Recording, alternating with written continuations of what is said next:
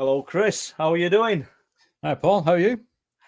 All good. Very busy, but no complaints, mate. And it's great to be here tonight. And what an incredible guest we've got to share. I know we were wanting to speak to Matt last week, and we're lucky to be speaking to him tonight. And yeah, but before we get to that, what you been up to? Well, we've put this little B-roll documentary together, haven't we? That's going to air tonight after this show at 9:05. So that'll be good for people to see because a few years old, isn't it? The footage, but a lot of what we've done over the last 7 years is sat on our drive. Still, there's probably still more that's there to be produced, I suppose. But it's interesting, isn't it? Because in these documentaries, sometimes you get cases that don't necessarily fit. So they get just pushed to one side. I know you had that problem with Wolflands. You pushed a few cases aside because they don't necessarily fit. So hopefully people will find that entertaining tonight. I hope they do, but like you said, B-roll, but not to play it down. It will be interesting. I'm not just saying it, but it definitely will be. And I know that myself and Les, when we did Wolflands, we've got Les more than me. Our drive's full of footage that's not seen light of day, and and it's a shame. I mean, we obviously myself and Les will probably put something together regarding Wolflands at some point. We're busy with Wolflands 2 at the moment, but that's beside the point. But jump into it. We've not lost our guest, have we? I've just looked down and I can't see Matt, and he was there 5 minutes ago. Right. He might have just chucked himself out. Sometimes I do that. Right. Well, we shall wait for him to. I was just about to say, jump into it. That we'll bring Matt in, but we will do. And well, I'm looking forward. We mentioned it earlier in the week last week. I'm looking forward to Matt's encounter tonight because I don't know about you, but I think the cryptid fan base, if you like, or the phenomena itself is growing in this country. I think it's been present and big in America for a long time, but sometimes when we all do a cryptid show here, they don't necessarily get as many viewers or comments, and I don't know why that is, because I find it equally as fascinating, if not more so, actually, especially Matt's encounter. Well, do you know, I think I said this years ago when I did the first Truth Proof book. It were mainly UFO related and, strange spheres of light and poltergeist, that type of thing. And then these other reports started coming in, particularly around Flixton and other places. And suddenly we'd got another genre that I'd never really looked at. I'd never really been interested in. And I'm just looking. I'm hoping Matt's going to come back, guys, because if he hasn't, well, I've got a few things lined up that I can share, but I don't want to start unless I see that he's coming back. Can I leave you with it, Chris, and I'll just drop out of here for a minute? Yeah. No worries. You'd probably rather not, wouldn't you? But I want to just contact him. Yeah, give him a bell so you can get in touch with him. I'll just talk a little bit about what we're going to see in tonight's little mini documentary, because we did have a lot of stuff that didn't make the final edits. I think what I'd like to say, if you do watch that tonight, please support us and share that, because we really appreciate that, as you already know. If you haven't subscribed, please do. But with the footage, I was going to say, Paul, with some of that footage with the animals, and I can't say the M word, you guys out there know what I'm talking about, because there's quite a little bit about that in tonight's documentary. There will be some photographs in there, but we can't, as you guys know, we can't show the graphic detail of some of these animal deaths, should we say. Yeah. So just bear that in mind. The images are there and they're on screen, they're blurred out nicely, but just keep that in mind. Well, it's always something, because it's what we do. We say it every time. It's too much for some and it's not enough for other people. But we've got to kind of adhere to YouTube rules and certain things they just won't stand for. But let's leave all that and let's bring our guest in, Matt Emch. Shall I bring him in here? Yep.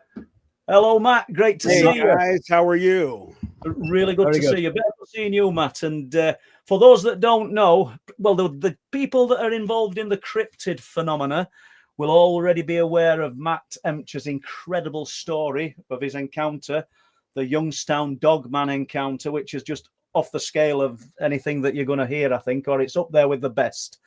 And not only that, Matt does Planet 412, his own podcast, and has probably collected a lot of incredible accounts yourself, which we might have time to touch on a few of them. I don't know. But Matt, welcome. Thank you very much. It's an honor being here. I saw somebody just said, Rick Bennett said, oh my God, they've swapped sides, because Paul was just on Planet 412 not too long ago. So yeah, we have. And, you know, it's an honor as well meeting Chris and being on your show tonight, sir. Yeah, you too. Thank you. And, you know, I just want to answer one question real quick, Dragonborn. Yes, I have watched Wolflands.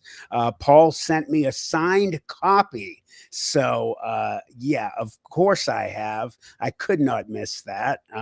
Was an excellent show. I love it. I've watched it multiple times. But I am super happy and excited to be here tonight. And you know, I always love being with the people across the pond, so to speak. Well, I'm sure that the people that haven't heard this account, and I know Chris has, I think you've heard about it, but you've not heard Matt retell this, Chris, have you? I think I heard it a few years ago when, Matt, when was your first show? When was the first show? Can you remember? Probably a while back now. Oh boy.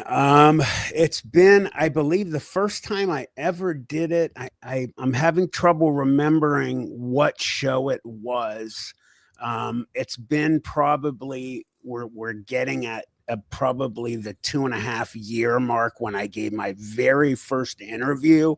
But the one that I really, have to point at and give like the big star stamp to was one of my very, very best friends is Josh Nanocchio from I was thinking that what lurks beneath. What Lurks Beneath.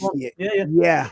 I am our video that we did together, the interview that I did with Josh, it's a little over a year old. It says a year on his channel. It's now the third biggest viewing video that he has on his channel. For somebody who's almost to 1 million subscribers, I'm honored there. So that's got almost 3 million views after just a little over a year. So wow. It's made some effects on people, let's say. Absolutely. I think it's the way that you wear your hat on your sleeve, Matt, and you just tell it like it is. But so unless Chris has got another question or anything else, we could start with your encounter and work from there if you want, and give us as much detail as you want, Matt. Just start where you want to start. You know this inside out. Sure. And, you know, I just want to say this, you know, I'm not doing this very often anymore. In fact, I'm only doing this for you guys. I'm not telling my experience anymore, and I'm going to tell you why. I have signed a exclusive agreement. I'm making a movie finally of my experience with an amazing director producer named Christopher Garitano, who is an amazing producer director who works with A&E.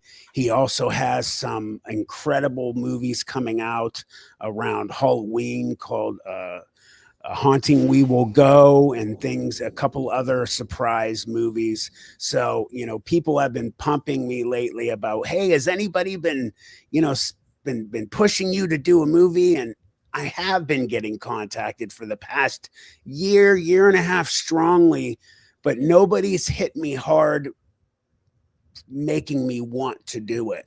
Christopher did it, and it's going to be absolutely phenomenal. We're going to have kids playing me and my friends. It's going to be set back in the 80s. We're going to have different kinds of guests. I'll be on it live. You know, I mean, it won't be live, but I will be in it. It's going to be a slashed movie documentary. It'll go back and forth. It's really going to be an incredible movie, and I am just so stoked to make this movie. We're going to start filming right around the fall, and it should take about 1.5 to 2 years to make. So I have not really let many people know that. This is the first time I've made a big announcement on any show. So I wanted to do that here with you guys today. And this is the last time I'm giving my experience on a show until I'm done filming that movie. So I appreciate that. This one's for you guys. Yeah, thank you. I know Chris's work actually. He did the Montauk Chronicles, didn't he? Yes. Very, very good. Very job. dark, really cool style to what he does. So yeah, you're in good hands there, I think. Yeah, him and I actually, not to get off subject here, but him and I actually met. I went to what got everything started for my channel actually is I went to Paranormal Roundtable, the channel on YouTube. Josh Turner. He invited me and paid for me to go down to a conference they did about 2 years ago in Houston. It was a Dogman cryptid conference they did. And I spoke there. I was on a Dogman panel and I met everybody. And if it wasn't for me going there, I never would have met Josh Nanocchio. Him and I met there, and a lot of other people. I would have never started my channel, Planet 412. I would have never met Christopher Garitano. So all of these things, they all happen for a reason, guys. You know, it's weird how it goes. Yeah. So, but without, No, it's all good. Honestly, it's absolutely brilliant, and I'm so pleased. We'd have met as well because Josh did invite me over there, didn't he? Can you remember? Yeah, he did, and we missed each other. I was sad I didn't get to meet you there, but we ended up meeting regardless. Yeah, it's all good. It's all good. So I'm going to let you lead us into this then, and just take us back. As I say, start from. You know, it's pointless me saying start where you want to start. You know exactly where you're starting with this. Absolutely, thank you. So I grew up in Youngstown, Ohio. Youngstown, Ohio is smack dab in the middle of both Pittsburgh, Pennsylvania, and Cleveland, Ohio. So it's an hour from either. We're right in the middle. And as you see, I'm a Pittsburgh Steeler fan. You're either a Steeler fan or a Cleveland Browns fan if you live in Youngstown. Thank God my family were Steelers fans. Let's just say that. When I was growing up, my friends, I grew up with a very large group of friends, but the day that this occurred, there was only 4 of us that had this experience. It was June. We had just gotten out of school. So you guys know how it is when you get out of school for the summer break. School is over. You're a young boy, a young chap, as you guys had put it. You just go buck wild. You get on your bikes and you just feel like life is free. And, we would just ride our bikes for miles. We lived in a dangerous city, though. Youngstown, Ohio, when we were growing up, unfortunately, got a lot of unfortunate monikers, and they were deserved. During the time that I was young and going from the early 80s all the way into the 90s, Youngstown, Ohio was called Murder Town, USA. And the reason it was called that is because Youngstown was per capita the highest murder rate city in America. And, again, that's not something you're proud of. That's very negative. There was a lot of shootings, a lot of violence, and, it didn't affect what we did as kids. Of course, our parents very worried where we were, but, they couldn't tie us up in the basement and not let us be kids. So, we told them that we would be here or there, but, we would get on our bikes and we would go where we want to. We didn't have cell phones then, we just rode and went. And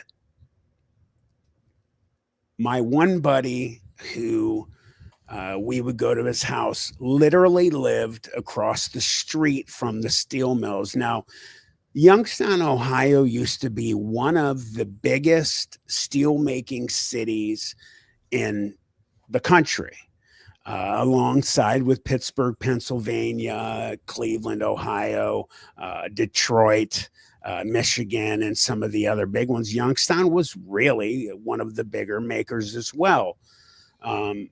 When the steel making part of America fell out, Youngstown, along with many other cities in America, really was hit hard financially. A lot of people moved out. Big business, a lot of big businesses moved out, which had different effects. It affected, of course, the economy. It caused problems with drugs having to move in a way. It brought in people in gangs. We had, I'm sure you guys heard of the Bloods and the Crips in America. Yeah. That was, Youngstown was not, it didn't have an armored vest against that. It made its way all the way from California to Youngstown. It was a very big part of the culture throughout America. And unfortunately, it came here, and, people had to make their money in certain ways. And sometimes it was unscrupulous ways. There was a lot of violence that was going on. Like I said, when the the steelmaking process was going on, the steelmaking business was going on, one of the things that was going on as well, that went on in some of the bigger cities, Chicago and Detroit and other places like that, you heard of the mob. Mm-hmm. Well, Youngstown was called like a little Chicago. They had huge connections to the mob. So they also did not have a bulletproof vest to the mob. The mob was very strong all the way through. Even when I was in, college, they even say today that the mob was quietly still in Youngstown. You don't hear from them, but they say they're still there. You would see things in the news, like car bombs going off with certain individuals in town. You would hear them, unfortunately get killed, and you'd know that they were involved with the mob. When we would go down to the steel mill area, it was all shut down. It was a just absolutely massive facilities, rusting away. Very, looking at it, you can get movies on YouTube and things about Youngstown, Ohio, about the heyday of the steel making time. And it's heartbreaking of where it was and how that part of the history of Youngstown just rusted away, literally. And what that did is it just left these just huge hulking, just rusting. I mean, they had, let me think. They had, I think, I could be wrong if they might have had 3 different blast furnaces, which are where they melt the steel and everything. The one area that we had our experience was called the Janette blast furnace. I believe there's a video on YouTube that they actually took it down and videotaped it. I think it was either in 93 or in 96. You can get that video there. So we would go down there, and it would be, we'd make jokes that you'd hear the Western wah, wah, wah, and you'd get, the tumbleweed would go because there was no one down there. And you would, though, however, every once in a while from afar, you would see, you know, a blacked out limousine, literally a Cadillac with blacked out windows. You'd see guys get out, and we saw 2 different times within years of each other. We saw people take out basically it looked like a sheet, and it looked like they had a body in it. And you know, you'd see on the news, we have different news around here, TV 27, 33, TV 21, and they'd all have it on their body found in the steel mills. And you know, we were like, we saw it. We never say that to our parents. We saw it. And we were far from it when it happened, but we witnessed some of this stuff. And of course, we didn't want them to see it. God only knows what if we saw that. We also would be very nervous. We'd see some of the cars that would have the huge rims. You know, we'd hear the huge systems going, the music systems, ba-boom, ba-boom.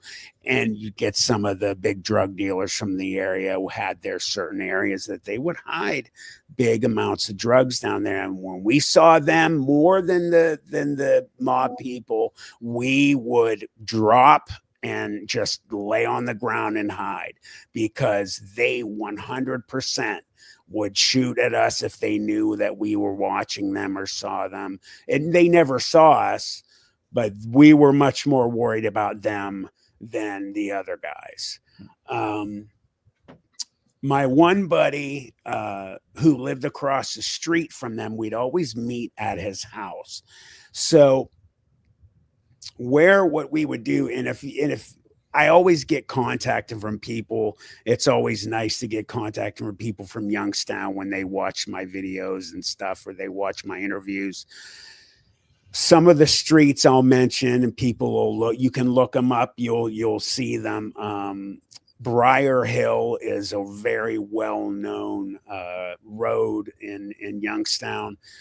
So we're really well known. Youngstown's really well known for great food. A lot of, you know, it's a big mixing bowl here in Youngstown. A lot of people from different countries all came to Youngstown. It's like a little Italy, a little like I'm half Lebanese and half German Irish.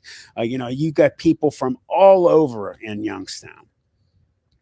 And again, very well known for the food. So pizza, specifically, for a reason I'm mentioning Briar Hill, for 2 different reasons. My buddy, if you drove, Briar Hill is a really deep hill that you drive down, and it was just like this, man. I mean, it went like this. You could drive down, and it was well known because you drive down there, and as you're driving down Briar Hill, you could look as you're driving down, and you could see, overlook all of the old steel mills, you know, when the sun's going down or when, you know, the sun's coming up, you could see everything, and all that stuff is gone basically. Now there are some steel mills that are new steel mills that are there. I think one's called Indelex that's there. There's some other kind of companies that are down there that are newer companies, but you can't really see very much other than one steel making. But you always could come into, back in the day, when say, for instance, you know, I played at Youngstown State University. And, you know, when teams would come into Youngstown, you know, they'd get a huge view if they were coming in from a certain way on the highway.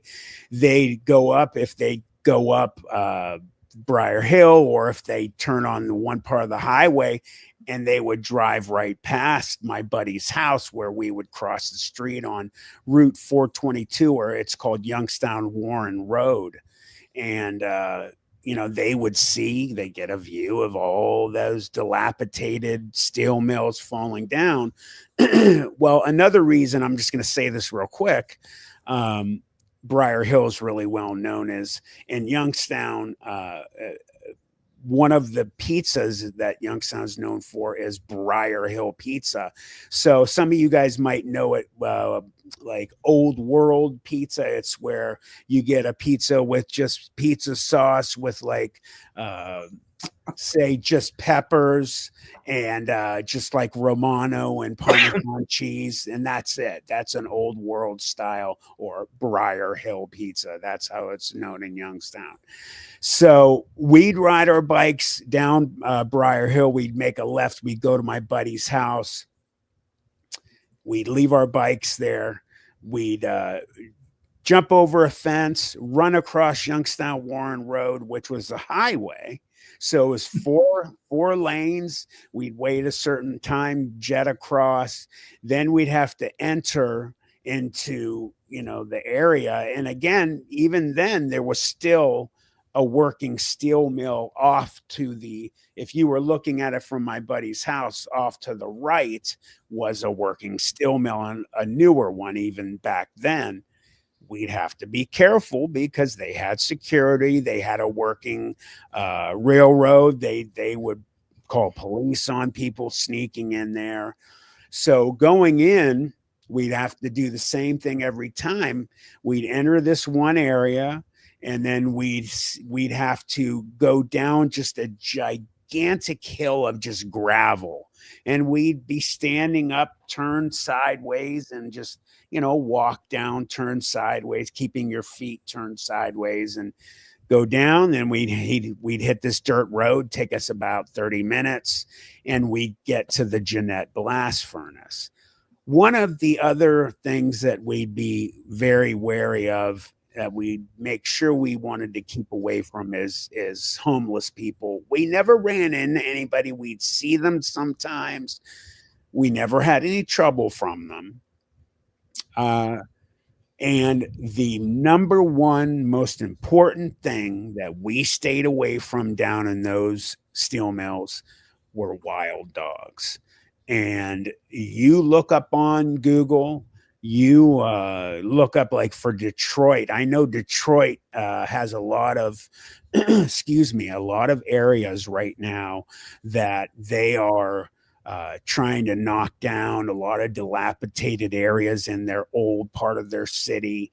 I remember watching a special just on wild dogs last year, that they were having major problems with these wild dogs. And what they are is, you get people that, you know, their dogs run away. Yeah, they run away, or these dogs get pregnant, you know, in the wild by other dogs. They're mutts, you know, they're mixed breeds, but you would never want to come up on these groups of dogs. They travel in packs, sometimes, you know, from 2 to 5 to 12.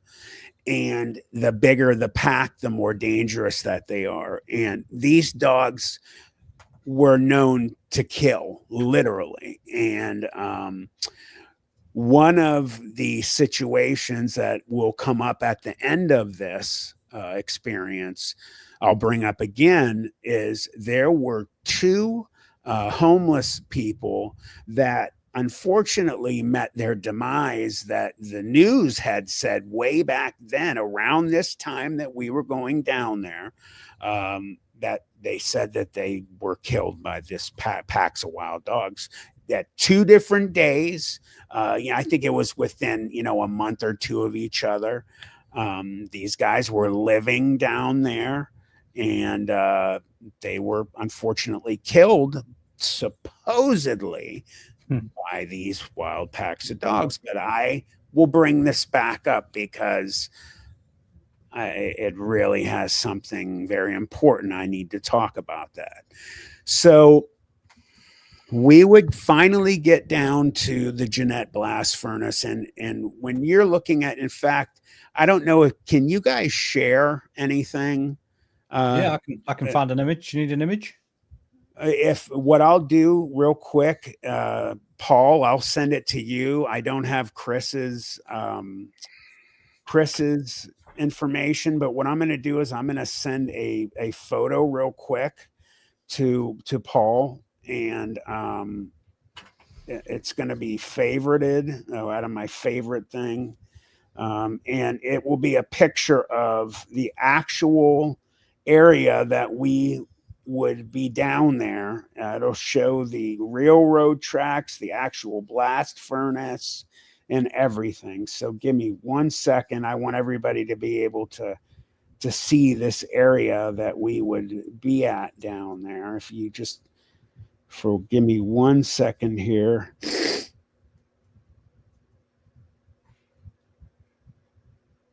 No problem. You know, there'll be a few questions about this. You're all right with questions, Matt, aren't you? I will be happy to answer any question.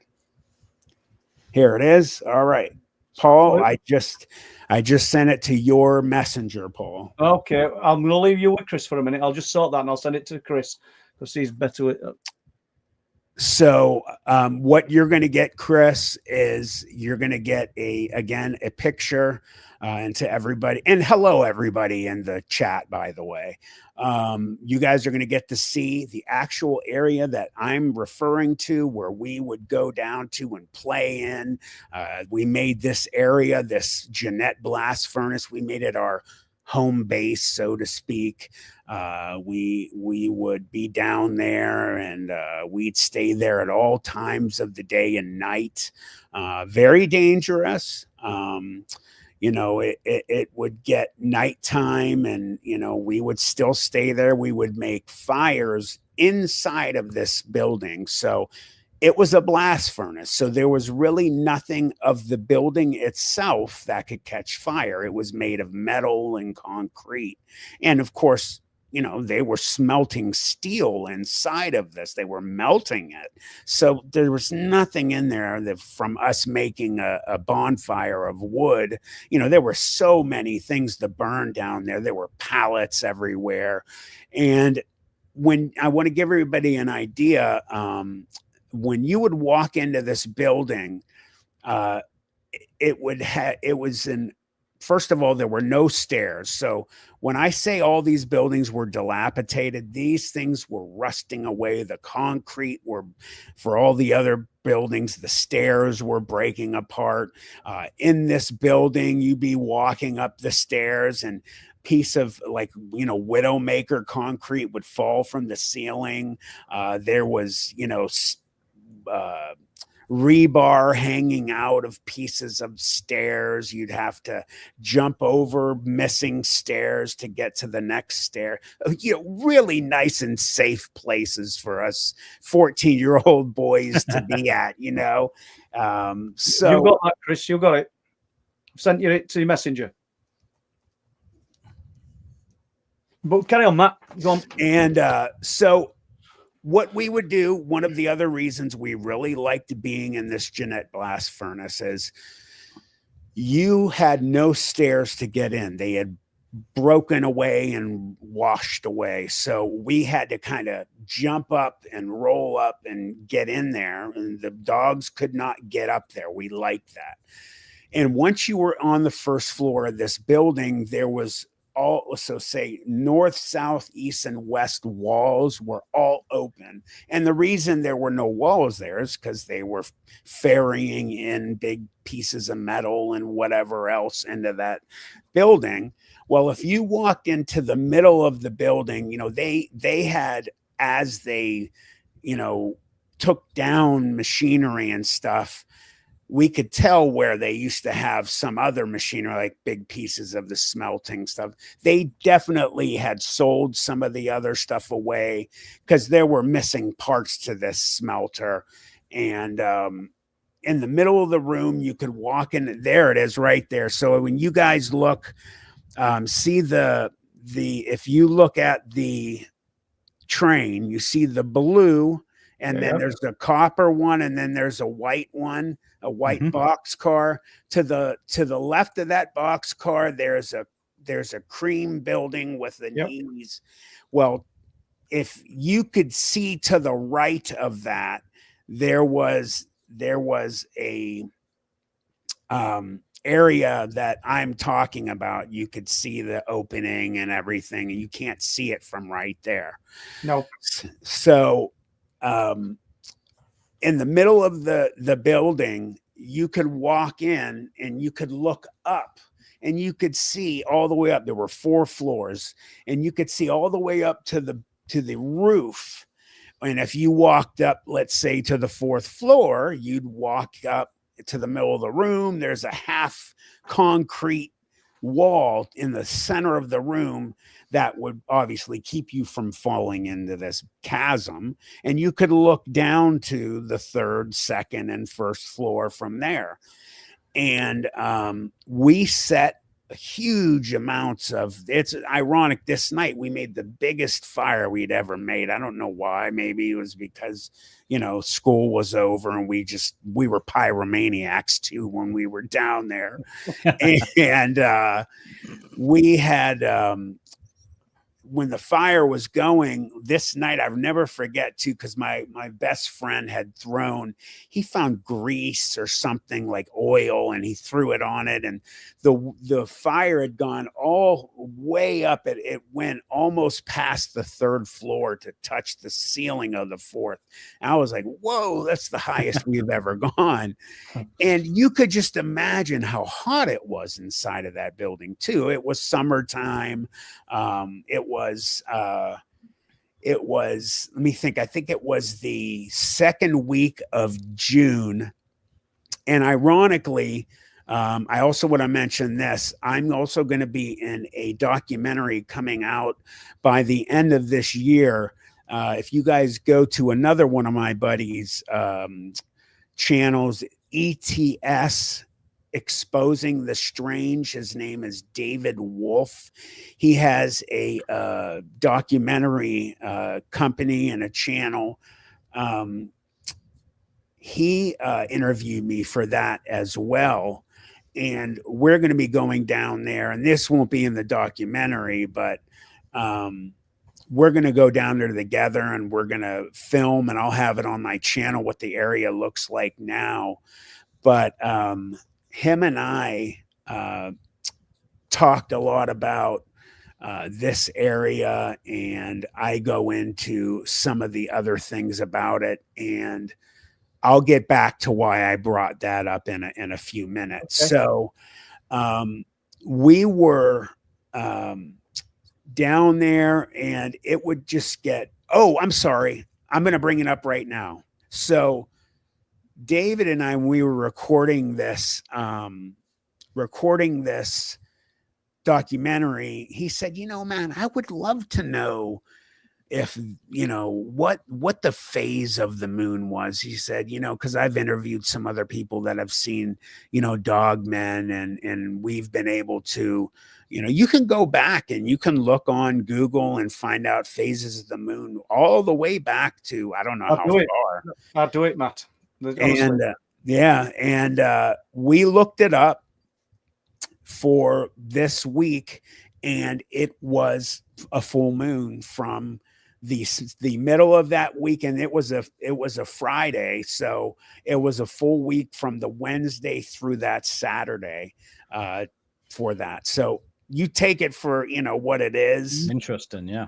You know, hey, something there. You know, I don't know if it affected anything, but it's interesting. You know, it goes back with the lore of these creatures. So we were just sitting in there, and this fire was going, and we could not stand very close to this. And I'm bringing this up too for a reason. We had to stand probably between 10 to 15 feet away from this fire. It was really roaring. And we just were, it was nighttime by the time, you know, that we had this thing going. Oh, and another thing. So we had all these open sides of these walls. So you saw in that picture how close that railroad track was to the building. Well, there was frequent railroad or rail cars that were coming by all the time, you know, ferrying in material to the working steel mill, bringing out steel to take it wherever. And they had, you know, security on these things, and they saw people in the area. They would call police or, you know, their security, and they would take care of people you know, down there.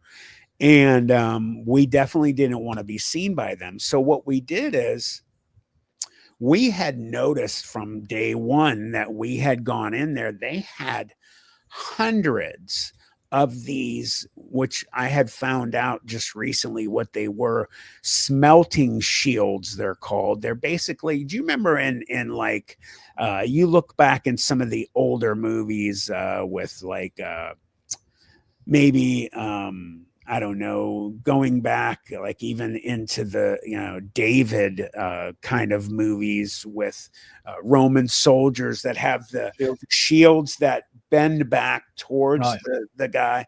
That's what they were shaped like. And what we did is we ended up making these makeshift walls of this stuff. Now, they were very heavy. It took a couple of us to move these things, and we only got to do 2 rows on each area. And, you know, we got it up, and that was as high as we could get it. And then above that was an open chasm still, because, you know, we had gone back after this experience and we had figured out how big these rooms were. So they were roughly about 18 to 20 feet high. The doorways were about 15 to 18 feet wide, high, and all that. They had also, and this will come into the end of this experience too, they had these pillars, these foundation pillars inside. They had 4 of them, and these were 4 to 5 feet wide, and they went, I assume, very deep into the ground, and they went as high up as the building went. And I will bring those back up at the end. So we made these walls so that when these trains came by, we would be able to hide. Well, I remember saying to my one buddy, I'm like, dude, there's no way when these trains come by tonight, they're going to see this fire. There's no way that they won't see this. And we were just like, oh, well, it is what it is. So, you know, a lot of things you've started to, I don't know if you guys have started to notice, you and I spoke about this, Paul, about, you know, frequencies and about vibration and about, you know, frame of mind, even about when high strangeness happens.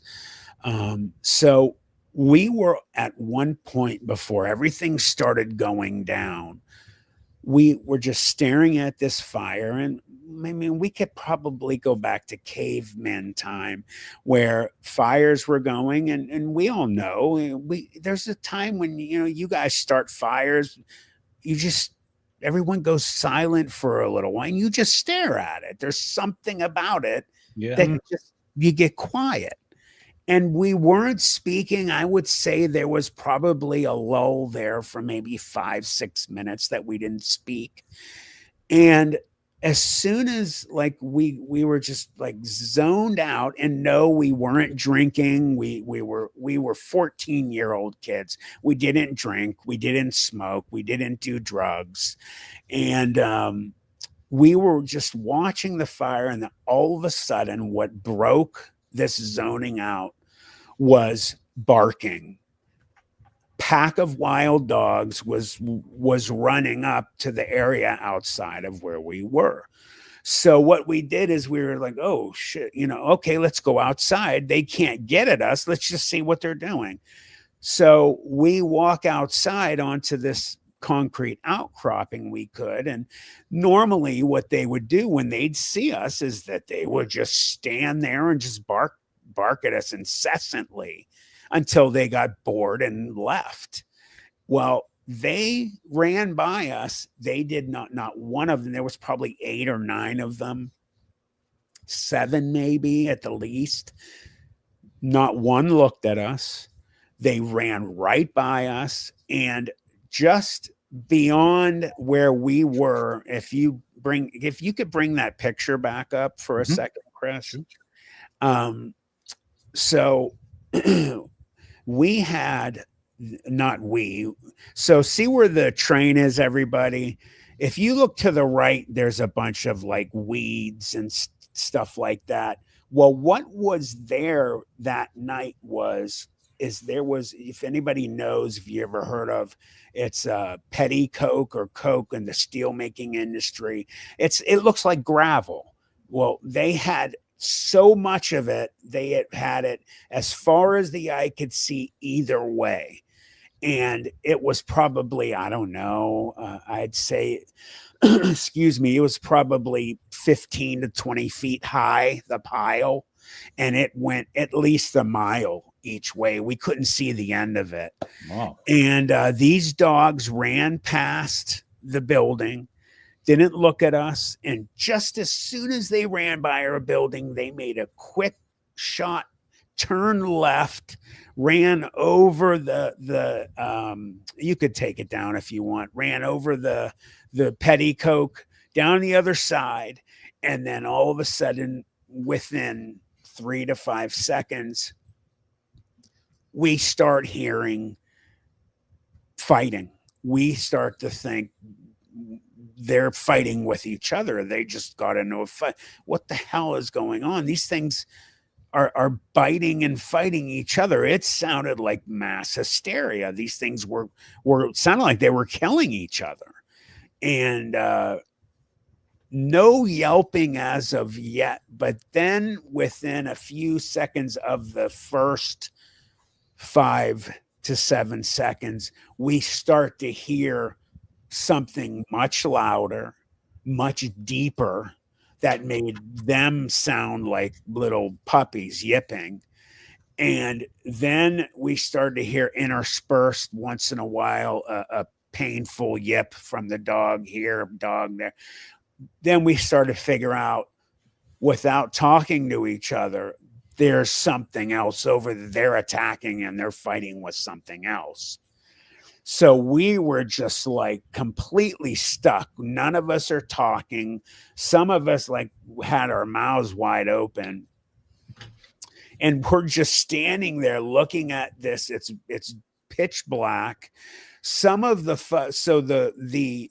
fire behind us, because the wall that we had made, there was so much opening above it, it was shining out onto the top of this pile of this coke material, but we couldn't see over it. All we could do was hear fighting. Well, within a few seconds after that, this is when the craziness starts.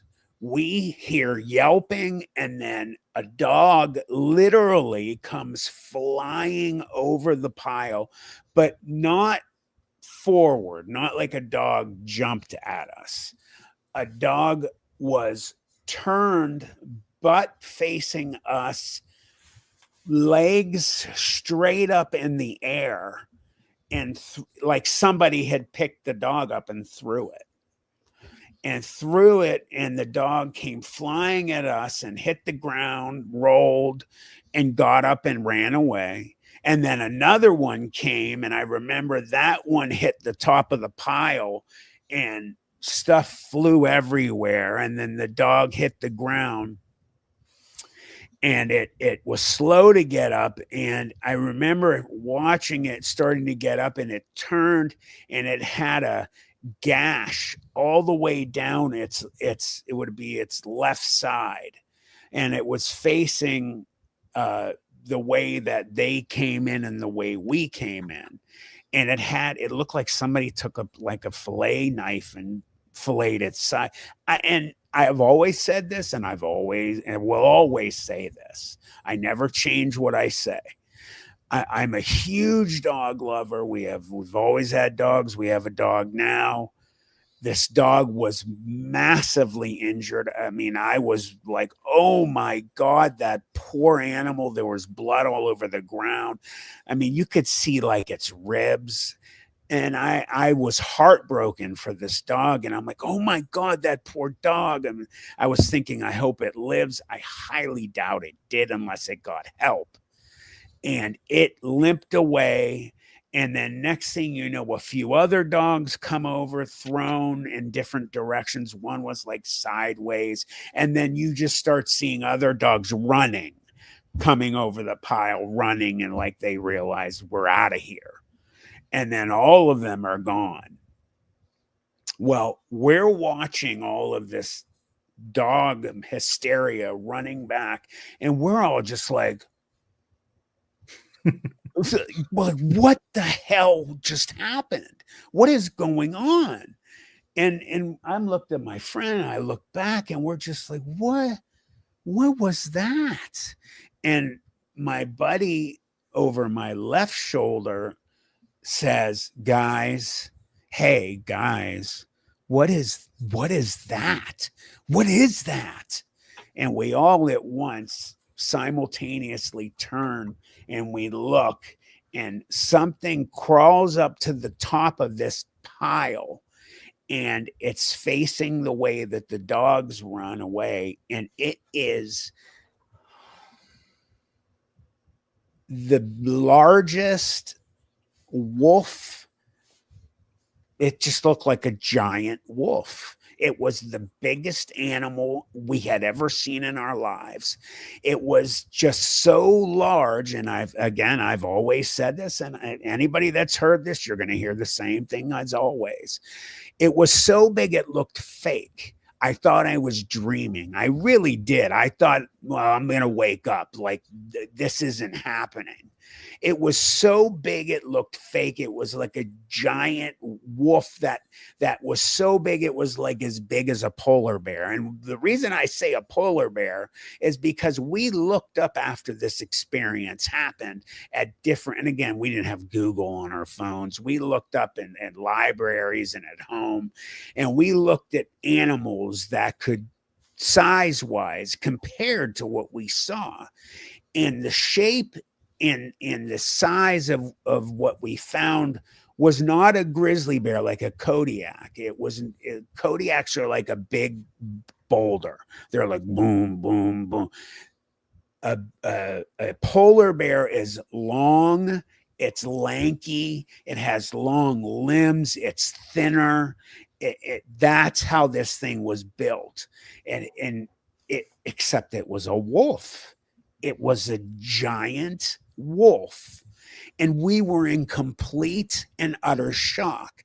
And then the next thing that happened, and some people might think this is funny, we never laughed about it. I never will, because it was horrifying. This thing, first of all, let us know it was a male, because it lifted its leg and it started to do its business. And it was marking its territory. We figured out a little bit after this, because it was looking at them and it was kind of snarling when it was doing it.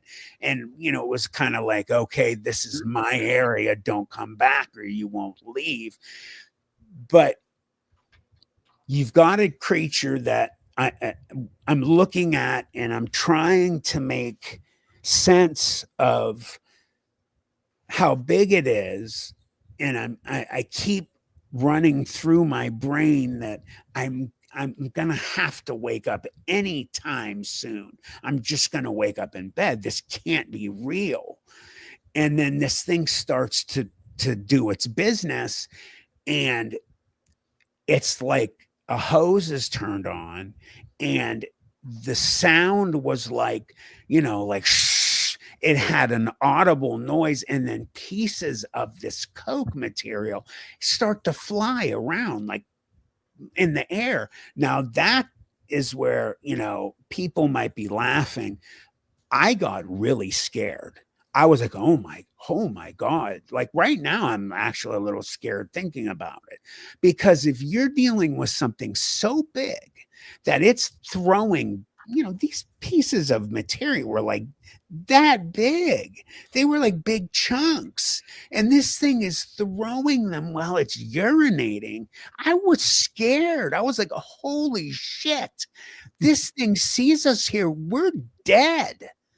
And I'm like, oh my God, that's when it started to sink in. I'm like, oh man, we're going to have to get out of, we got to start, we need to go. And then all of a sudden, my buddy who saw it first, I don't know if he was starting to think the same thing and he was backing up, and because he was scared, he didn't look behind. He tripped over himself and fell into that makeshift wall we made.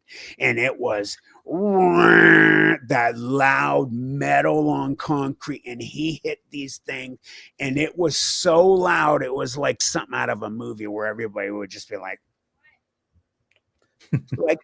are you serious? But we didn't laugh. We were like, oh, and this thing just snapped its head, and it was like, whoa, where did these? And it was shocked. It was shocked we were there, and shock for a second turned into anger. And this thing was like, I don't know where they came from, but they're not supposed to be here looking at me. And it turned, and it all of a sudden roared at us. And all of a sudden, when it roared, we all four of us immediately started to feel something physical happen. Now, since then, my research over the years, my channel, everything that I've looked, I know what was going on now. Anybody that's frequented high strangeness, it's infrasound. Anybody that doesn't know what infrasound is, it's an inaudible noise that predators usually use, like lions, tigers, even whales and elephants can use it to actually call for other parts of their family. But the predators use it to discombobulate prey. It will actually cause liquids like blood, and even the eyeballs and things like that will jiggle inside so that they're like discombobulated, so it makes them easy prey. Well, I immediately started to feel like I was going to go down, except I put my hands on my knees and I kept my head up. I did not want to take my eyes off of this thing because I felt like if I went down, that was going to be it. My best friend to my right did basically the same thing I did. Our two buddies on each end, the guy who noticed it first he was down all the way. He's like, I feel like I'm going to pass out. And he was dry heaving. And then the other guy on the other end was saying, I'm going to go out. I think I'm going to pass out. I think I'm going to pass out. And then all of a sudden, the next thing that happens, everything that we have ever been taught, that monsters don't exist, that things that go bump in the night aren't real, everything that I had ever seen in a movie, and just it's everything, it's just a movie. It's Fangoria magazine, and I just know it's just a magazine. It's not real though. My world shattered, completely shattered, because this thing went from 4 legs to 2. It stood up, and it wasn't like a dog, where a dog is standing up on 2 legs for a treat and it's like gangly. This thing stood up like a person, and it started to walk towards us, and it took 2 steps off of that pile, and it crossed half the distance in 2 steps. And this thing also had glowing eyes. It had orange, amber glowing eyes. And that's something I left out. Before it roared at us, and I apologize, before it roared at us and it looked at us when it realized that we were there, the first thing that it looked at us, and this is paranormal, supernatural characteristic number one that this thing showed us. It had glowing, not eye shine. It had literal glowing eyes, like there was something inside of this thing causing its eyes to glow. It had a power source inside of it, and its eyes were glowing bright amber orange. And you could see, you could see the anatomy of the eyes. You could see the pupils, and it looked down the line at us. And it was weird too. Like when you saw that it was looking at like me, it felt weird. Like I almost felt like I was getting like lightheaded too. And it wasn't roaring at us then. It just was like, oh my God, it's looking at me, And when it roared, I remember we all grabbed our ears too, and we started to go down. But those eyes, I will never. I've got the hairs on my neck are standing up. I will always see those eyes in my sleep. There's not a day that goes by that I don't think something about that day. I think about it every day of my life. This thing stood up and it starts walking towards us. My buddy who was on the ground had found the strength to get up, and we're all falling all over each other going in the building. I don't know how we did it, but we end up, we end up getting to the third floor. I don't know how and why. There was no thought to why we went to the third floor. We just went there. And we probably should have dropped down behind that half wall, but we were standing up, and I was looking down at, just looking, and I couldn't see it. And my buddy who saw it first was losing his shit. Excuse my language, everybody. He was going ape shit crazy. He's screaming. I want to get out of here. Oh my God, what the hell is that? Oh my God, what is that? Blah, blah, blah, blah. And we're like, dude, you got to be quiet. You got to be quiet. It hasn't come in here. You're going to cause it to come in here. Please be quiet. He's not hearing us. He's checked out. Finally, I'm at an angle because he's like yelling at all of us at different times. I'm a big kid too, even though, I'm a big man. I'm 6'4" now, but I was a big kid. And I was at an angle where I grabbed him around the mouth, and I didn't realize how hard I grabbed him. I grabbed him so hard like this, I lifted him off the ground. His feet were dangling, and I had my hand like this, and he's still screaming. And where you gotta shut up, dude. You gotta shut up. And my friends are in front. They're like, please shut up. You're gonna make it come in here, please. And then he starts to gasp for air. And I'm bearing down. And he's and I'm like, I'll let you go if you stop. Are you gonna stop? And they're in front of him. Are you gonna stop? He'll let you go. And I let him go, and I put him down, let him go. And just as he takes the deep breath, we hear this thump, like boom. We feel actually a vibration through our feet in the building, a thump, boom vibration. And we all knew what that meant. This thing was coming in the building. It had it jumped and crawled up on the outside on that concrete outcropping, and we froze.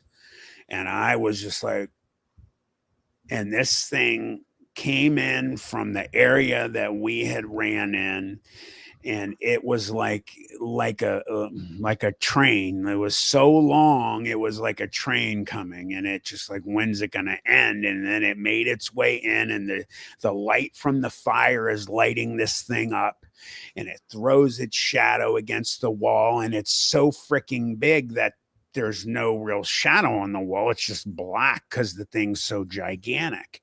And you could see the eyes. And again, it was an eye shine. They're literally glowing. So it's sitting there and it's looking around the room.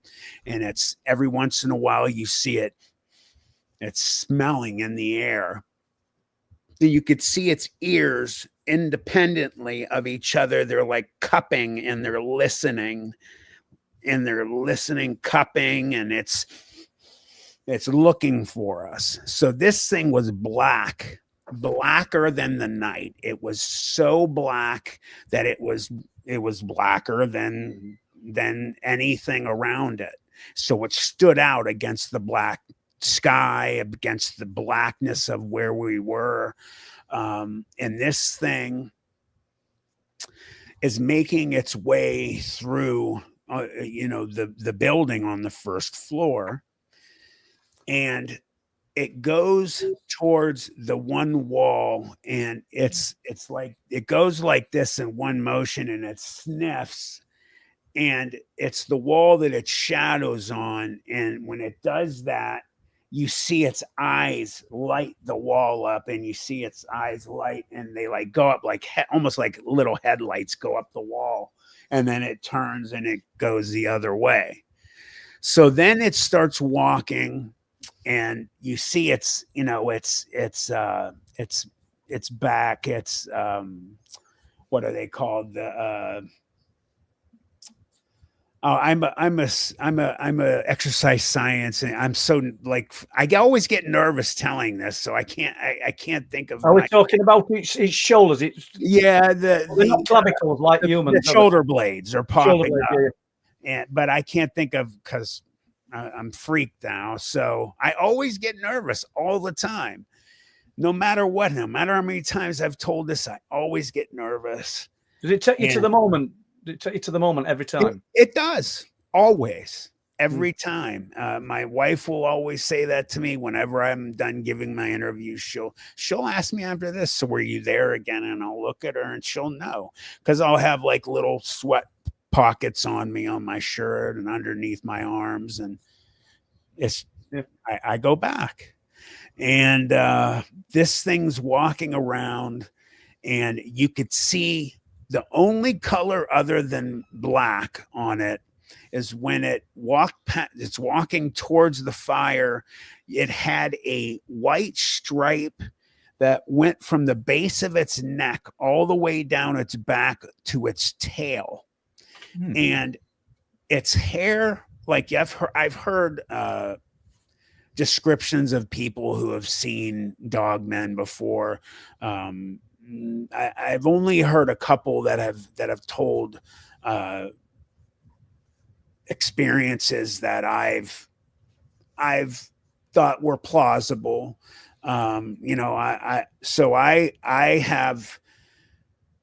I call ones that I believe experiences, and ones that I don't buy stories. That's how I look at the two. And there's a lot of stories out there. And there's only some experiences that I've been through it. So I've got some high levels for you to really make me look at it and tell you. I'm not trying to be an a-hole. I'm just, bro, I went through it with 3 of my friends. If you really saw one, you better make me see what you saw, because I know what we saw. And there's a lot of bullshit out there. So this thing, I've heard from other people, a lot of scraggly hair, long bush, a mane and all. This thing that we saw had inch and a half hair at the most. It was almost groomed. It was so short. It was very clean looking. It did not look like it was dirty. I've heard people say it looked dirty. And let me answer this real quick. No, we did not smell anything. That's one of the big things with Bigfoot and everything. Did you smell anything? All we could smell was the fire burning in the building. We didn't smell anything. Its hair was very short. Its tail, I've heard people say tails with long hair, but its tail reminded us of a puma or a panther or a mountain lion. You know how their tails are very, very short. It's like it's just real, just very thick, no bushiness to it, just almost like a muscular kind of tail. That's what its tail looked like. Long, very long, pointy ears, like German Shepherdish. And it was ultra muscular. I'll tell you what the hands look like in a few minutes, because we got a good look at the hands in a couple minutes here. You saw the muscles when it was walking around. You saw the actual muscles even on its shoulder blades when it had that kind of cat walk. When they were popping up, there were muscles surrounding those shoulder blades. Could you see the skin then under the fur? Oh yeah, it was like shiny. Yeah, you could see every ripple on this thing, and this thing was made for one reason. It was an ultimate predator. This thing was the predator of predators. It was made to kill. And this thing also was doing something which, I just got my real, like, I got a chill just now. I forgot to mention, even though there's a big fire going and everything, we heard, before we noticed, I had heard, it sounded like it was like raining outside, and there was, like something was like dripping inside. Like if you've been in a big building or something, or a big warehouse, when it was really pouring outside, you hear like the big drops, and that's what it sounded like something was pouring inside. And then all of a sudden realized, as it went closer to the fire, it had saliva pouring out of its mouth, like literally, like huge pieces of saliva just dripping from its mouth, which told me one of two things: it's either ready to eat or kill. There's only two reasons for it to be doing that. I thought it was ready to eat because it was salivating immensely, and I was horrified of that. And then here's where another supernatural thing occurred, and only me and my best friend saw it, because the way we were standing it was me, my best friend to my right, and then the two other guys were kind of here and here. They were both like that, because they saw something that me and my best friend didn't see here in a minute, but they didn't see what me and my best friend saw. So it's on all fours still, and it walks, I'm telling you, 2 to 3 feet close to that fire. We had to stand 10 to 15 feet away. It's 2 to 3 feet next to it. It didn't care.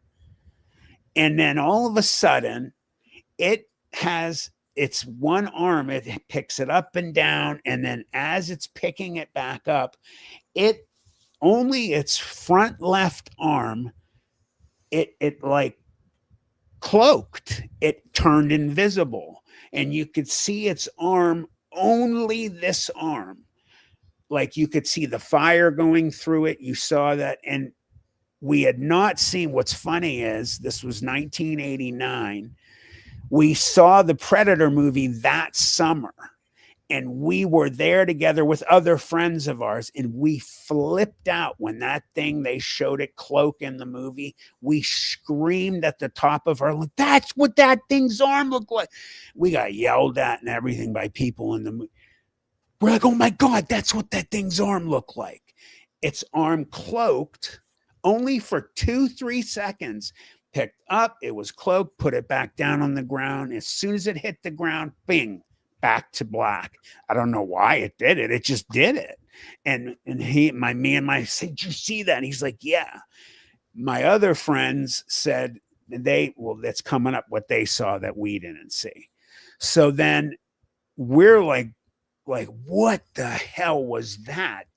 Did we see what we just saw? Was it the fire that caused us to see that? There's no way we just saw what we saw.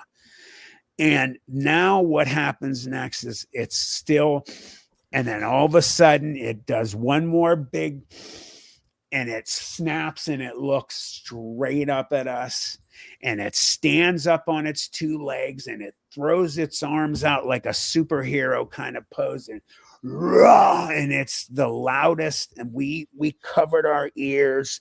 Like, it was so much louder inside than it was the outside, like metal inside. Like when after it stopped roaring, you heard like a ting, like off of some of the stuff in the building tinged, but we did not feel the infrasound effects, and we believe was because it was looking up at us. We had this half wall, and at an angle too, was probably like right here on us, protecting us. None of us got sick, and we all believed that it had to be the concrete around us protecting us. But it was so loud that like we all, like, it hurt.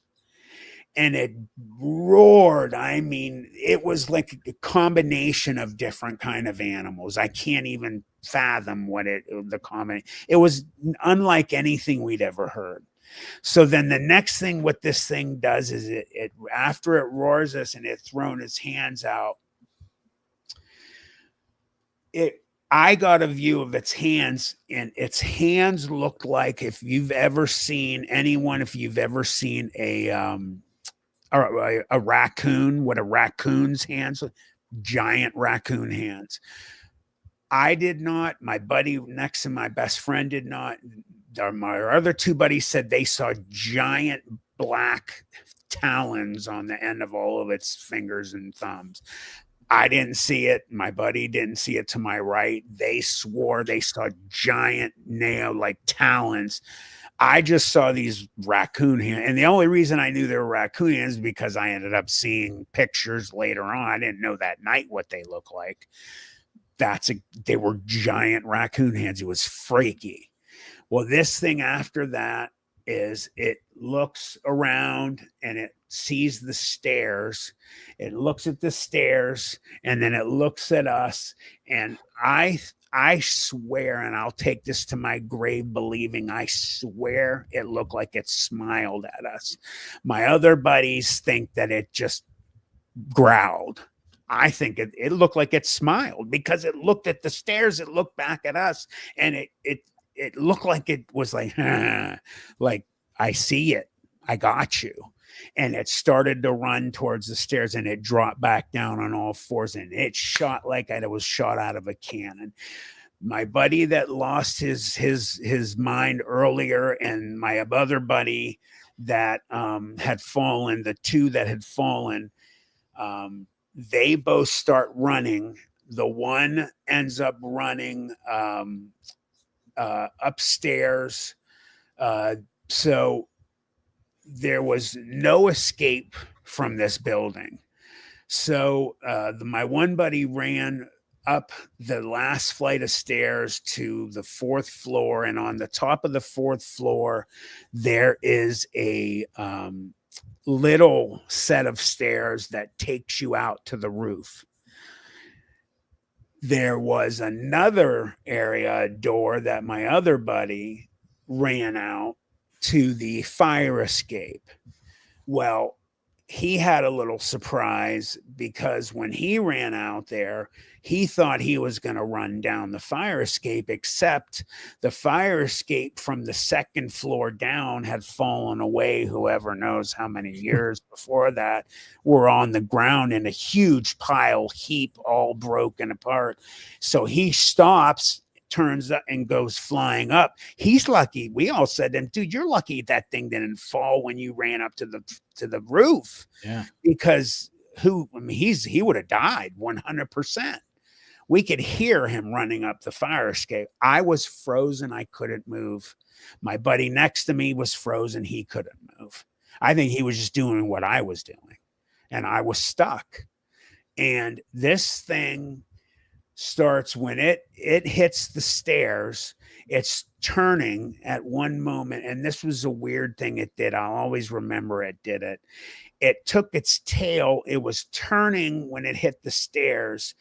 So I always remember this because its tail ended up going out. And you know, when you're riding a four-wheeler and if you're turning, so if you turn to the right, you got to lean to the left.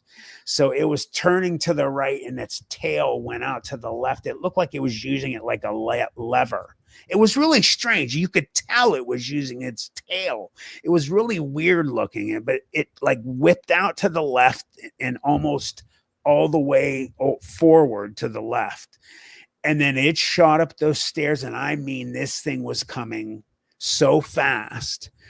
And, you know, I had said before that, you know, I don't think I was having my life flash before my eyes. And then I explained what I had seen. And people said, Matt, you were having your life flash before your eyes. And I did. You know, I was watching this thing come up and I couldn't move. I had to be as white as a ghost. And I'll always remember this as long as I live. I remember thinking of my family. I have a big family. My mom and dad are no longer with us. There's 5 kids, all my siblings. We're all here. I have 2 brothers, 2 sisters. And I thought of my family. I thought of my dog at the time. And it's funny, I thought of the dog we had at the time. We had this little Lhasa Apso, which was the meanest little bastard on the planet. The dog would bite us if we tried to pet it. But I thought of this little son of a bitch, and I don't know why, but I thought of it. And I'm smiling now, but Paul, you've seen me before. I mean, I'm glad I can smile a little right now, but it's a nervous smile, trust me. And I was going to go to the next year I was going to a very special high school where all of my family went. A Catholic high school, and I was going to play football, American football there. And my dad played there, and it was very important to me. Like, you know, I was really, because I'm the only one that played football out of the 3 boys in my family. And, you know, it was weird. I thought of my family, thought of that little shit. And then I thought of playing ball. And it was real pip, pip, pip, pip. And then this thing was turning on the stairs to come up the last flight. And I had the most unbelievable amount of fear well up in my chest. I couldn't breathe. And I felt all of my muscles lock, and I was just like, I mean, you know, I was a baby. I was 14 years old. We were all babies. And when this thing got to the top of the 3rd floor's flight of stairs, I was the first person it was going to meet. And I knew, at least at that moment, that I was about to die. Like, you know, I just knew my God, I'm going to die. And it was a crazy feeling. I felt that feeling one other time, and I'll talk about that after this. And I really did die the other time that this happened. Thank God I'm still here. And this thing got up to the 2nd step at the top of the stairs, and it was 5 feet from me. And it was on 2 legs, it was standing up. And I mean, man, I can't tell you the anxiety I have in my chest right now, because I can see it. And it was so big. and it was looking down at me, and it was baring its teeth, and it was all muscled up. It was contracting all of its muscles. You could tell like it was starting to like go back, like it was gonna, you know, come forward to snap and get me. And then I will always, till the day I die and beyond, know for a fact there was divine intervention, because this had never happened in the year and a half, 2 years we had played at that Widowmaker place, because you know we'd have giant pieces of concrete would fall sometimes and barely miss us, and we're like, oh wow, it just missed me. You know, we didn't realize how close we were to death. And this thing was about to wipe us off the face of the earth, and all the times we had been there, we'd have trains go by that place. And a couple times they even saw us, and they never, ever pulled their horn. That night, this thing came. I didn't even hear the clunk, clunk. I didn't hear the train, you know, and I'm just going to say this real quick. People ask me when I played football, you know, I played in front of huge amounts of people. Thousands in Division I national championship games. And did you ever hear the people? You don't hear anything. You're in the moment. You hear nothing but what you're doing. I did not hear anything. I didn't hear that train, but I did hear that horn. That horn went off. And all of a sudden, when I'm looking at this thing and I'm starting to, I could feel me start to get ready to, and that thing stopped, and I watched it from it stopped in mid, you know, and it stopped, and it turned around, and it looked at the opening, and it looked at that train going by, and it turned around, and it looked at me, and it did 3 times. And then it looked at me, and it crunched its face up, and it showed me all its teeth, and it went like it thought about it. It was like, and then it looked at me, and it just turned around, and it choof, and it shot down, and it went whoop, whoop, whoop, and then so fast, and then it hit the last set of stairs, and this was the last part that it did supernatural, because people ask me all the time, Matt, do you think that they're supernatural or natural? Well, there could be different ones, but I know for a fact the one that we saw that night, 100% supernatural, because it did different things.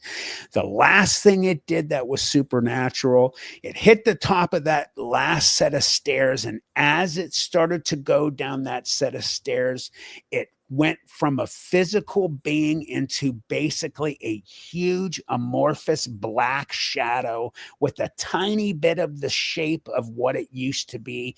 There was still a little bit of ears at the top. There were no more legs touching the stairs, and it was almost like the easiest way I could tell you the speed and how quick it left the building. If you take a flashlight and you go like this, that's how quick it left the building. It was like a pew. And we didn't blink. Immediately it left the building, and me and my best friend and we have tears coming down our faces. We start screaming bloody murder. Help us, screaming to the top of our lungs. Help us, please, help us. We're screaming, help us, with all that we had. And then our friends on the roof hear us. We didn't hear them come down, but we just hear them added to us. At one point they came, they are yelling with us, and we're screaming. It seemed like at one point that it was slowing down, and I thought, oh my God, it's slowing down, we're saved. It wasn't slowing down, it was just getting farther away. And all of a sudden it's gone. And we stopped screaming. because we realized that it didn't stop. It's not backing up. Nobody's coming to save us. And this thing could be coming right back in the building. You want to talk about the biggest feeling of we're saved, and then all of a sudden of, oh my God, it's going to come back and it's going to kill us. That was the biggest high to low I've ever felt ever in my life. I've never felt a bigger shift since that day. And we are just like, oh my God, it's not coming back. Oh my God, what are we going to do? And my one buddy who had lost his shit a bunch of times finally has snapped. Elvis has left the building. He is done. He is gone. He has absolutely lost it. Nervous breakdown doesn't even cover what he's doing. He's screaming louder than I've heard anybody scream. I want my mom. I want to go home. Where's my parents? Please, God, help. We have to go. We have to go. Oh my God, it's going to kill us. I just want to go home. I just want to go. And we're just like, we're ignoring him basically because we're like, we have to get out of here. It's going to come back. Like, I'm talking to my friends. We have to go. It's not the train left. It didn't hear us. We have to go. Oh my God, it's going to come back. And then he's screaming. And we're like looking at him every once in a while. I remember getting the urge to, like, I wanted to hit him. And I'm just like, cause it's just like, please shut up. And we start to make our way down. And it's slow. We're up on the third floor, and it takes us like 15 minutes to get to the second floor. And finally we get down to the first, and we're like, we have to go. And finally he's just like switched from, we can't go. We can't go. What do you mean we can't go? It's out there. It's out there. We can't go. We have to stay here. He just doesn't know what he's saying. And we're like, we have to go. We got to go. This thing's it's absolutely going to come back in here. So we have to make a run for it. And he's screaming.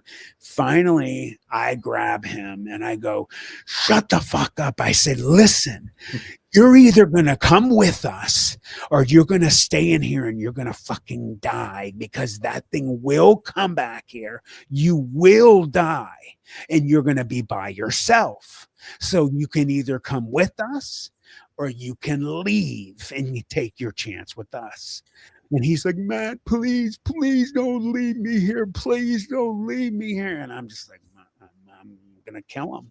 And then finally, we turned around, me and my best friend, and we made him put his hands on the back of our shirts. He's choking us, but we literally pulled him from the building. And when we're jumping down, I'd forgotten to tell you guys, there was, like, when you're jumping up, there's an area underneath that something could be underneath that went kind of fun. We're like, have this fear that it's underneath. It wasn't. So we drop down and we start running. And every noise we hear, we think it's this thing, it's behind us. And we stop and we turn and we look and we just are running. And I'm sure you've been in a mode where you're so scared.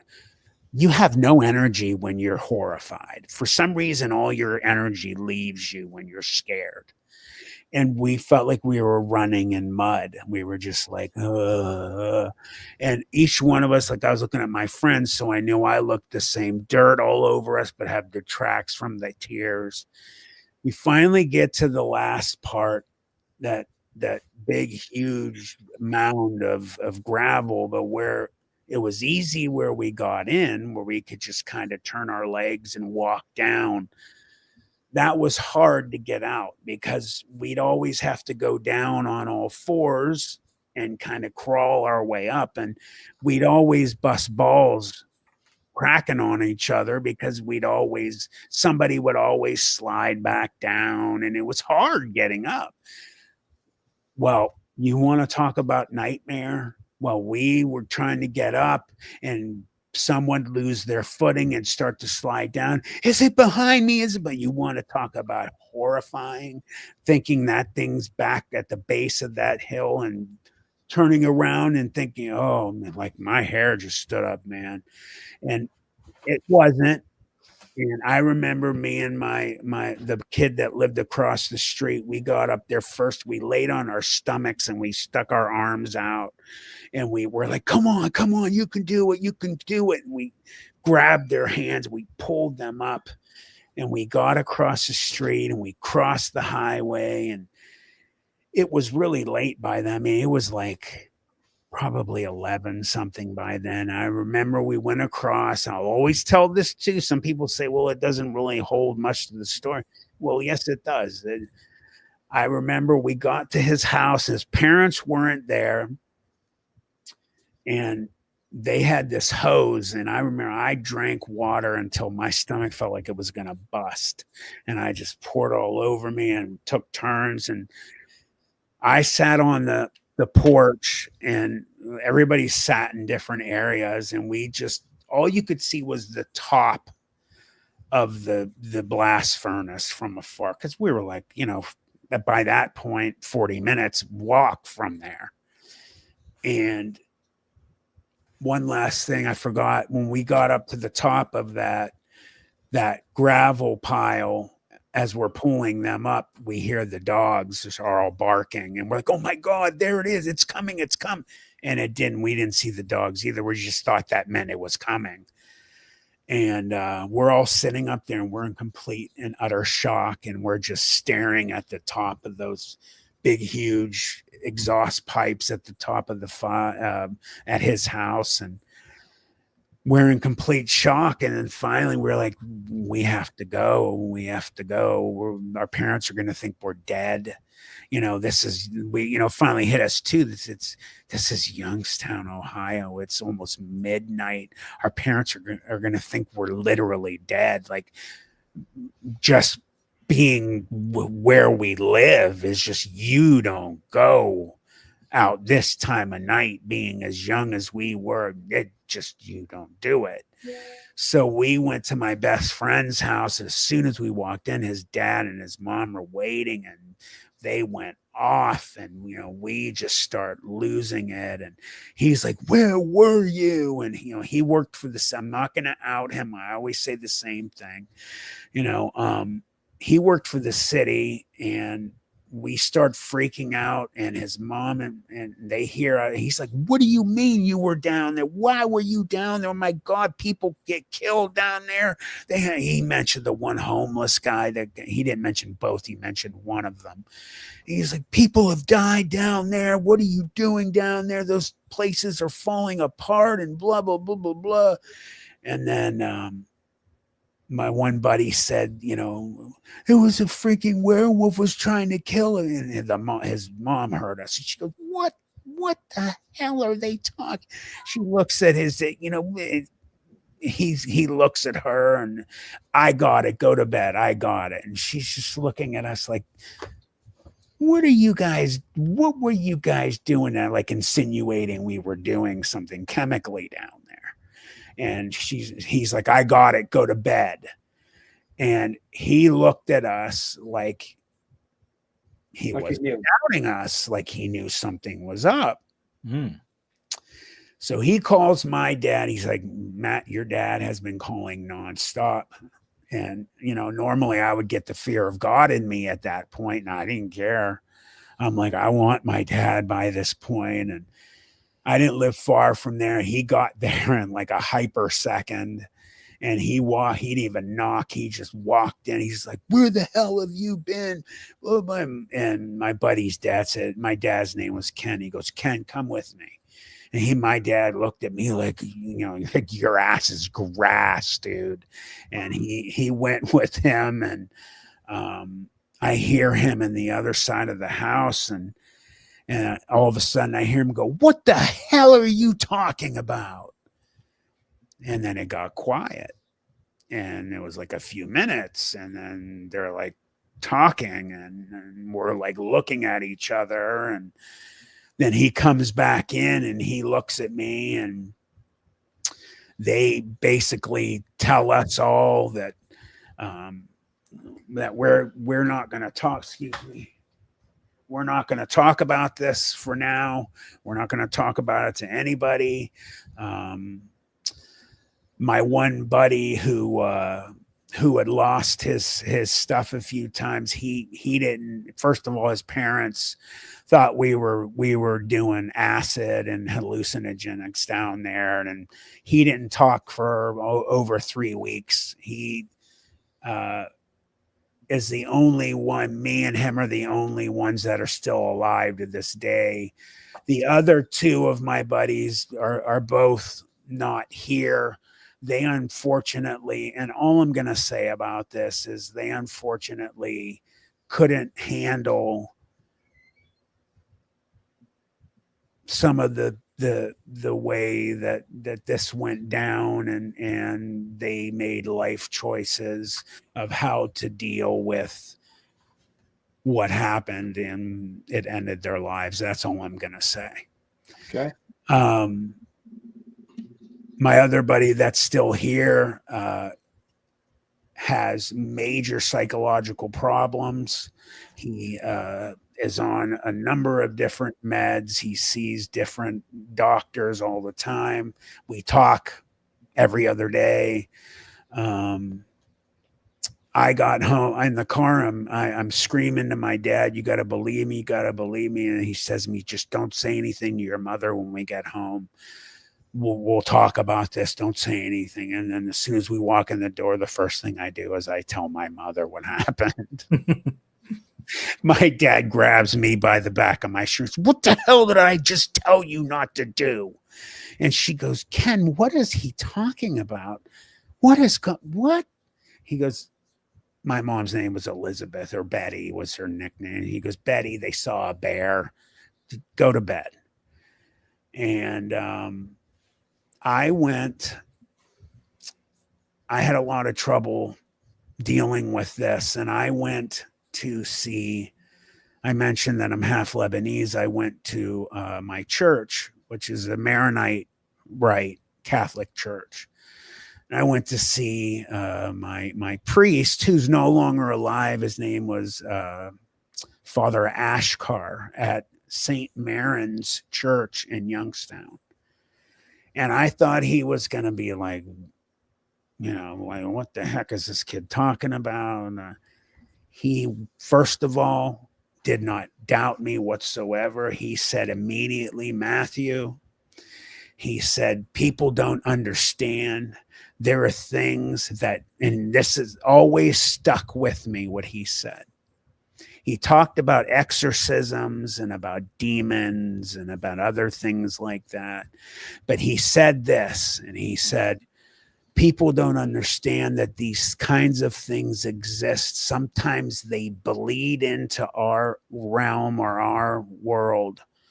Sometimes we see them, sometimes we don't. And when we do see them, sometimes people die and sometimes they don't." And he said, "You boys are very lucky that you're still here." He said he believed that it was a demon. He called it a demon dog. He said he can't be sure what it was, but he definitely believed it was a demon. And, he just went in again. He went in depth with exorcisms and things like that. And I really appreciated that from him. And I have had a lot of other things happen. I've had, 33 surgeries in my life. And, I had, unfortunately, I lost my right leg below the knee April of 2022. And I fell a couple times when I had the surgery of first losing my leg. And the short version of this is when I fell a couple times, I ended up causing the sutures on the site to open. And long story short, I went to the hospital, sat in an emergency for 5 hours. They were supposed to fast track me. They did not. And I got in my wife's car to go home, and you could look in the wound. It was like that big. You could see the bone and everything. The artery blew on my way home, and I bled out almost 3 pints of blood, and I died in front of my wife and daughter, and at a gas station in front of the paramedics and other people. And I had a real near death. People always said, people have been saying to me lately, you had a death experience, not a near death experience. My heart stopped for over 97 seconds. And I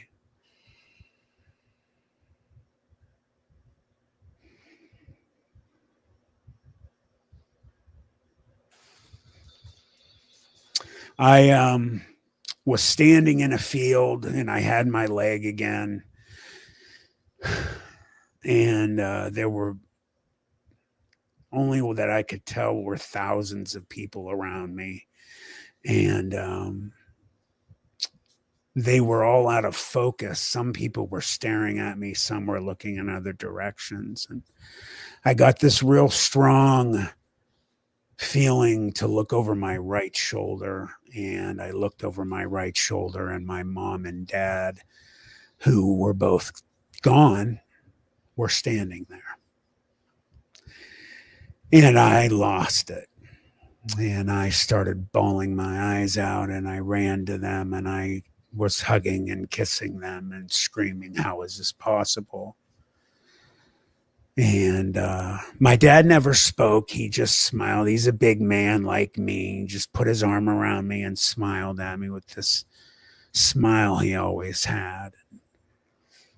My mom spoke, and she was a little Lebanese lady. I'm only about 4'9", so you could imagine what she'd look up at me, And I'm saying, how is this possible? How is this possible? How am I seeing you? I miss you so much. I miss you. Oh my God. And I'm just bawling, crying, and kissing them. And finally gets to the point where she tells me what a lot of people hear in these situations sometimes is, honey, we love you. We miss you too, but you can't stay here. It's not your time. And I said, bullshit, I'm not going anywhere. I said, I haven't seen you guys in years. My dad died of pancreatic cancer. My mom died from complications from advanced lupus, which I actually inherited from her. And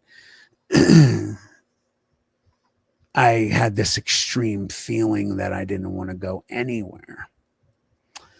And she just smiled at me and kissed me. And then she put her right hand on my left cheek, and I saw a flash.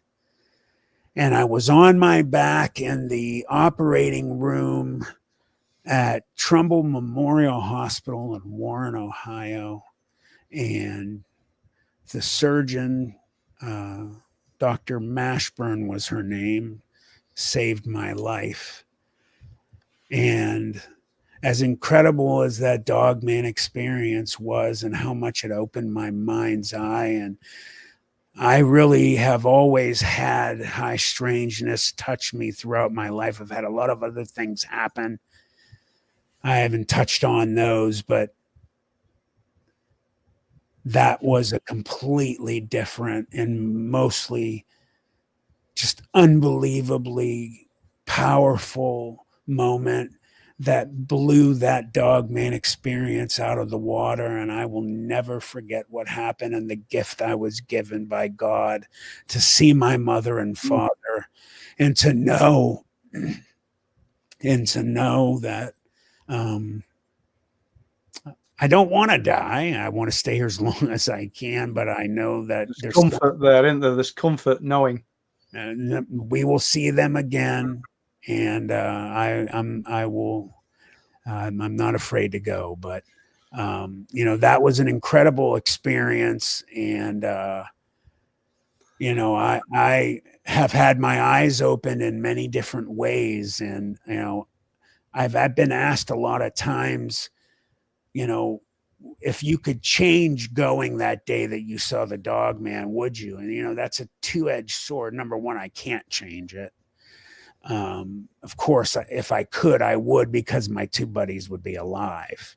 But I will say this, it's really incredible, the things that I've learned and the things that have happened to me, and how many things I know now. And I've been reached out by some incredible people that I haven't discussed, and I don't know if I'm ever going to be allowed to discuss some of the things I've been privy to in the last few years. I hope I can someday, but I've learned some crazy stuff, and just that. And I think, do you know, Josh, I think for the last hour and 50 minutes, I don't know what Chris thinks, and everybody sat listening to this.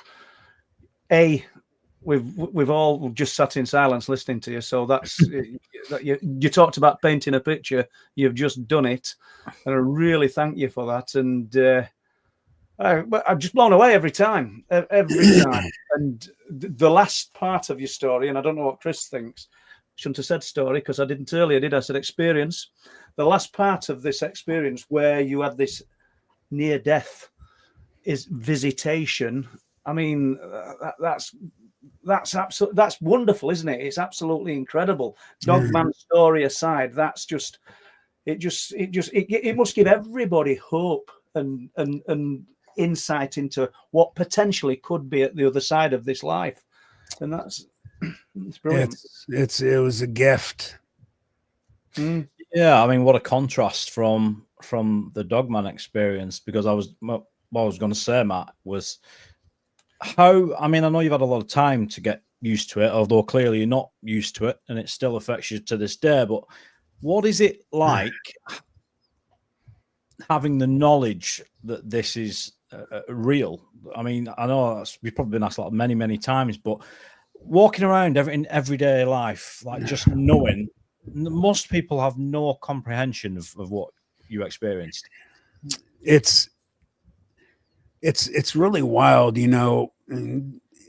So sometimes I'll be watching movies where, you know, you'll have people in the movies that, you know, are privy to supernatural things, and they're walking around and they kind of look at people that have no, you know, and there'll be their monologue going as the movie's going, and these people have no idea, blah, blah, blah. And I'm like, man, that's how I feel sometimes. It's really wild. But, you know, me having that near-death experience is the reason that I chose to discuss what happened to me when I was 14. And I needed to tell people that occurred, because people deserve to understand that, number one, I share that as well, a very private and very special thing that I wasn't sharing for a while. But you know what? There's people that also deserve to hear that are going through really rough times in their life with cancer. And yes, and I've shared this with some people who cried to me and thanked me so much. And I'm so glad I can give that to people. But people also in the reverse on the Dogman, you deserve to know. People, you know what? I get really angry, and I get very, very upset of the old adage and the old, you know, bull crap line of the government knows what's best for us, and they hide it from us because we can't handle the truth. Bullshit. Yes, we can. People can handle it. And I've never been called and told, I've never been told to shut up and stop doing it. I did have a dream, kind of dreamscape. I call it a dreamscape happenstance that occurred, where the creature that I saw when I was 14, the realest dream I've ever had, where it came to me in my dream and attacked me, and told me that I speak of it too much, and that it came for me all those years ago. This was last year. I was going to ask you about it, to be honest with you, but you've done it brilliant. Yeah. Did that frighten you? It did. It did. It was. So basically, everybody, what occurred was, you know, when you're having a dream, and, you know, 99.9% of the time, you know, when you're dreaming and you in your dream say, oh, I'm at home, but it's never really your house, you know, it's somewhere else. But in your dream, you think it's your, well, it was my home. I was at my home, and I was in the backyard. You could see, you know, the curtains here. Well, the sun's shining there. There's woods in my backyard. And I went to my woods. I was hearing something, and it was like, I really thought I was awake. And I went to the woods because I kept hearing something strange. And all of a sudden, I got body slammed, thrown on my back. The wind knocked out of me. I all of a sudden noticed that something was on top of me, grabbed my prosthetic, ripped my pant leg off, wrapped its teeth around my prosthetic, ripped it off, threw it in the woods. Next thing I know, it crawls up on top of me. It's the thing I saw when I was 14. I've never seen it in a dream or anything since I was 14. Crawls up on top of me. I could smell it. Smelled like a farm animal, like a horse, nothing foul. Dripped saliva in my mouth. I literally tasted like saltiness in my. Someone told me it was an out of body experience, and it put its forehead basically next to mine. Its eyes were glowing. It did mind speak to me, which meant I heard it was speaking in my head. It sounded like it was like a synthesized noise, but you could hear a voice. It was really deep. And it put its head almost touching mine, and it put its eyes up to me. And I was like, I thought it was going to bite me. And it spoke to me with its own mind to mine. And it said, I came for you all those years ago. You speak of me too much. You will see me. I will see you soon. And then I woke up, and I was sitting in my chair, which isn't far from where I'm sitting now. I was soaking wet with sweat. My puppy had her paws on my leg. They say animals, dogs, cats know when something supernatural is going on. She was whining. Her ears were back. Her tail was between her legs, and she was crying, looking at me. She never does that. And I was freaked out, horrified, and nervous. That was the realest dream I've ever had. I've spoken to people that are sensitive, that are psychic. I've talked to a psychic person at a conference a couple weeks ago. They told me it wasn't a dream. That thing came to you and spoke to you. It was wild. Let's hope it doesn't come to you again, Matt. You can I do hope it not. like that. I don't ever want to see that son of a bitch again. I can't believe where we've gone to. We were 2 hours. We haven't even asked a question. Yeah, it's flown by. Matt, it's been absolutely fantastic. I've loved it. It's been brilliant. Thank you. I was able to bring you guys there with me. I hope I did it justice. Well, absolutely. You talked about painting a picture, Matt, of the experience, and you've certainly done that. Now, I have to apologise to everybody in chat because your questions, they've not got asked, guys, but I hope you can see why, because I think it would have been unfair to have brought you when you were in flow of what you were sharing. Yeah, you've answered a lot of the questions, Matt, anyway. I would have thought. And it's just been, I can see why Chris wants to make the film, to be honest. You can. It's just an amazing encounter, I suppose. Well, not amazing, frightening, terrifying, but for the audience, for us, we get to feel that from a distance. Absolutely. And after Matt's left us tonight here in the UK, 5 minutes time, the mini documentary that's been put together with B-roll, we have to say with B-roll, but it's just going out on YouTube, totally free for you guys to watch. That'll be there. I'll send you the link, Matt. I think I might have sent it you, but I'll send you the link as well. Although you might be doing something in your garden or whatever when you've finished here, but I'll send you the link. Ron Morehead's got it. Josh has got it. They're all going to post it for us. So I'll do the same for you if I haven't already sent it. Yeah, Matt. Just before we go, can you remind people about your podcast? Yeah, please absolutely. Do. Yeah.